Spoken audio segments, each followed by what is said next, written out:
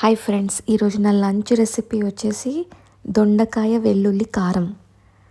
So ఇది prepare చేయడానికి నేను క్యాస్ట్ ఐరన్ ప్యాన్ వాడుతున్నాను. దీంట్లో ఏ కర్రీ చేసినా అది చాలా టేస్టీగా ఉంటుంది.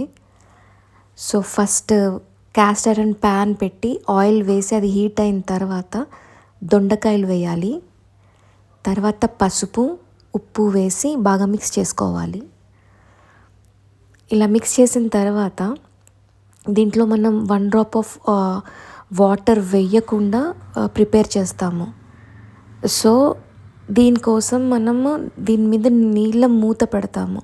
నీళ్ళ మూత ఏం లేదు, మూత పెట్టి దాంట్లో వాటర్ పోయాలి ఇలా చూపిస్తున్నట్టుగా. ఇలా చేయడం వల్ల లోపల ఉన్న దొండకాయలు మాడవు. సో ఇలా అది కుక్ అవుతున్న టైంలో మనము జీలకర్ర, ఒక వెల్లుల్లి, అందులో కొంచెం కారం వేసి ఇలా దంచుకోవాలి.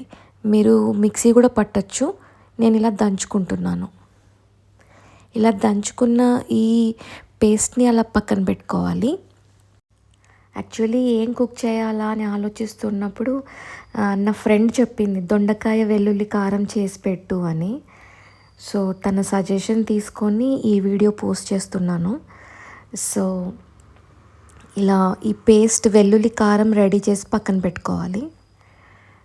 ఇప్పుడు ఒక 15 మినిట్స్ తర్వాత చూస్తే వాటర్ మొత్తం ఎవాపరేట్ అయిపోయి ఉంటుంది ప్లేట్ మీద.